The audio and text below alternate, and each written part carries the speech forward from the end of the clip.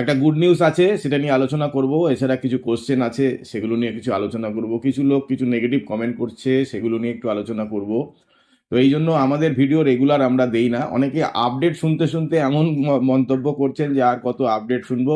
যে জিনিসটা আমাদের দরকার, যে কবে আমরা টাকা পাবো, আমাদের ব্যাংকে অ্যাকাউন্টে কবে টাকা ঢুকবে, এইটা নিয়েই মানুষের মধ্যে যে প্রশ্ন, সেটা নিয়েও একটু আলোচনা করব। তো আমাদের চ্যানেলটাকে সাবস্ক্রাইব করবেন, লাইক শেয়ার কমেন্ট করবেন। কেননা সাবস্ক্রাইব করে রাখলে আমরা যা ভিডিও এই চ্যানেলে পোস্ট করব প্রত্যেকের কাছে প্রথমেই পৌঁছে যাবে।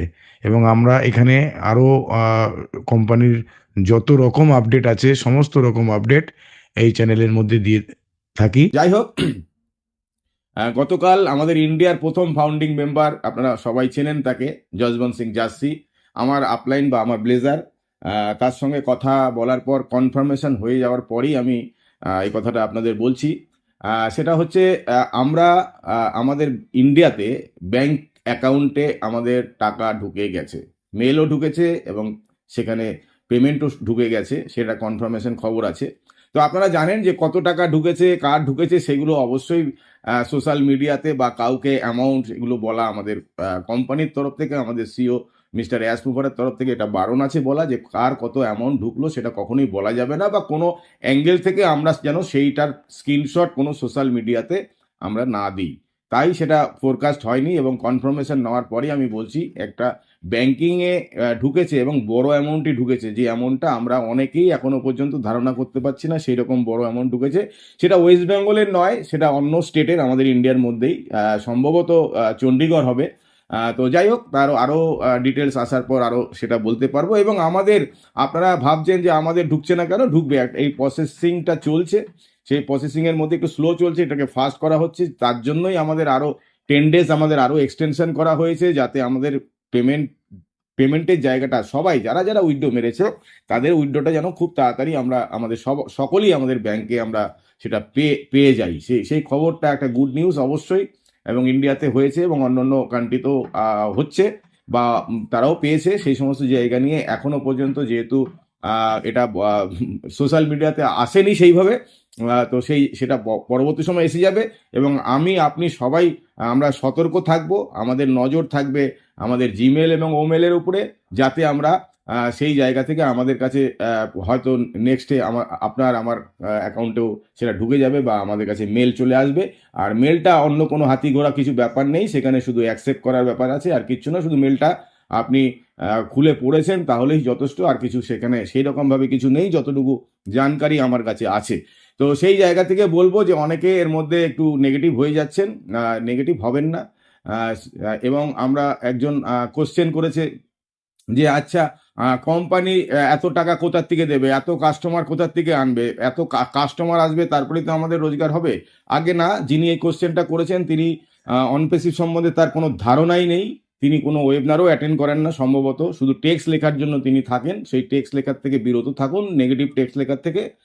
কোম্পানির এই মুহূর্তে কি ইনকামের জায়গাটা আপনার হাতের মুঠোই আছে, যে আপনি জানতে পারবেন। গুগলসে সার্চ করুন যে আমাদের ওয়েবসাইটে কত লোক রেগুলার বেসিসে ভিজিট করছে। আমাদের একটা সাইট না, অনেকগুলো সাইট।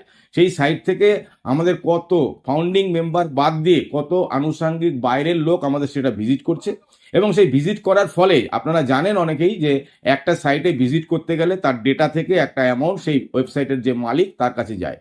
সেই অ্যামাউন্টের টাকাটা কত, এখনো পর্যন্ত আমাদের কোনো সাইটে এখনো কোনো অ্যাডভার্টাইজমেন্ট আসেনি।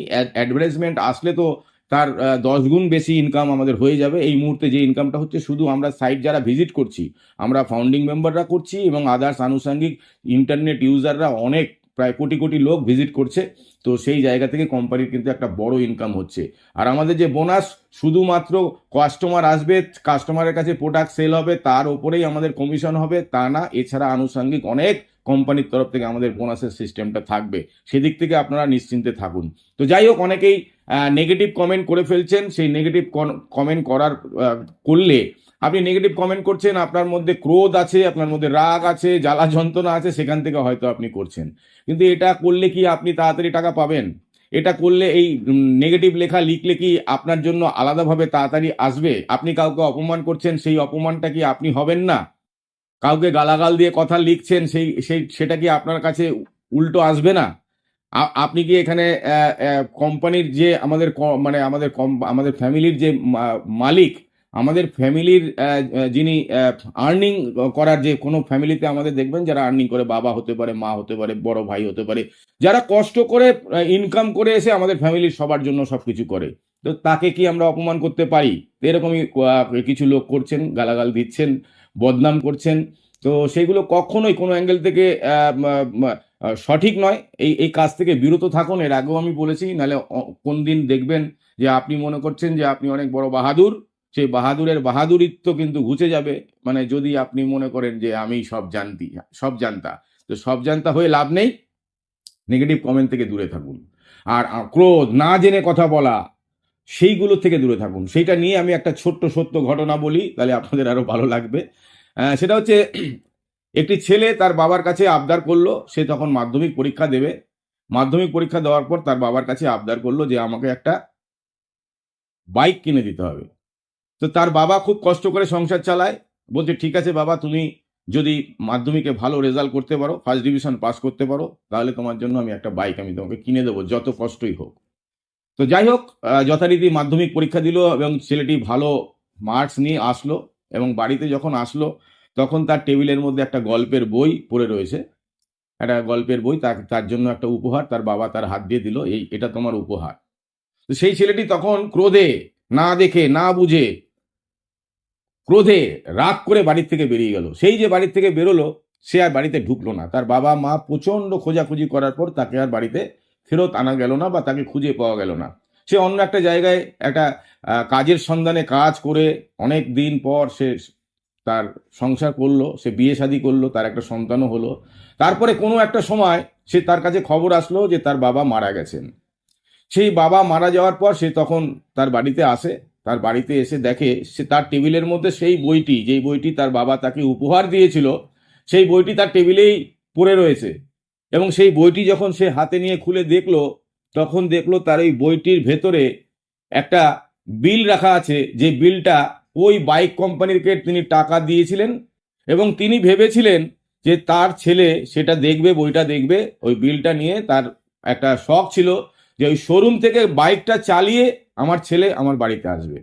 তো সেটা তিনি না দেখে না বুঝে রাগ করে বাড়ি থেকে চলে গেছিলেন। সেই নেগেটিভ চিন্তা ভাবনা, ক্রোধ তার মধ্যে এসেছিল। তো সেই জায়গা থেকে তখন তার বাবা নেই, তখন সেইটা দেখে তার চোখের জল, আফসোস। তো এইরকম অনেকেরই কিন্তু আমাদের আফসোস হবে। আজকে আমরা স্লিপ অফ টাঙে কিছু কথা আমরা লিখে দিচ্ছি, যেগুলো থেকে যাচ্ছে, সেগুলো কিন্তু খণ্ডানো যাবে না। অতএব আপনারা কোনো নেগেটিভ মন্তব্য করার আগে 10 বার ভাববেন, তারপরে নেগেটিভ মন্তব্য করতে পারেন। আপনার স্বাধীনতা আছে, আপনার লেখার স্বাধীনতা আছে, আপনার বাক স্বাধীনতা আছে, আপনি যা খুশি তাই লিখতে পারেন। কিন্তু সেটা কিন্তু বুমেরাং হয়ে আপনার কাছে ফেরত আসবে 10 গুণ। অবশ্যই এটা মনে রাখবেন। তো যাই হোক, আমাদের খুশির খবর আমরা অলরেডি পেয়ে গেছি, এবং আস্তে আস্তে হয়তো নেক্সট হয়তো আপনার অ্যাকাউন্টে ঢুকতে পারে, আমার অ্যাকাউন্টে ঢুকতে পারবে, এবার সবার অ্যাকাউন্টে ঢুকবে। আমরা আরও 10 ডেজ আমাদের এক্সটেনশন করা হয়েছে, যার জন্য আমরা আরও খুশি, যাতে আমরা সঠিকভাবে আমাদের পে আউটগুলো কন্টিনিউ বেসে পেতে পারি, পরবর্তী সময় প্রোডাক্টগুলো আমরা পারচেস করতে পারি। এই ব্যাপারগুলো যেন আমাদের একদম স্মুথলি চলে। কেননা আমরা এটা শুরুয়াতে যদি প্রবলেম হয়, সেই প্রবলেমকে সলিউশন করার জন্য সমস্ত কিছুই আমরা করতে পারছি। অনেকেই বলছেন যে কই অ্যাশ মুভারে তো বলেছিল যে আর এক্সটেনশন হবে না, তারপরও হলো কেন? আর টেকনিক্যাল ব্যাপার। এটা একটা পুকুর কাটা না, যে আমি লেবার বাড়িয়ে দিলাম 7 দিনের মধ্যে আমার পুকুর কাটা কমপ্লিট হবে, সেটা নয়। এটা একটা আইটি সেক্টরের কোম্পানি, অনেক কিছু বাধা নিষেধ, অনেক কিছু টেস্টিং, অনেক কিছু অ্যাডিশন, এই সমস্ত সময় লাগে। তাই আমরা সময় দেবো, যতদিন আমাদের সময় লাগে দেবো। আর যদি যারা মনে করবেন যে সময় দিতে পারছেন না, ধৈর্য হারা হয়ে গেছেন, তাহলে তাদের কাছে অপশন আছে, সেই অপশনটা আপনারা গ্রহণ করতে পারেন।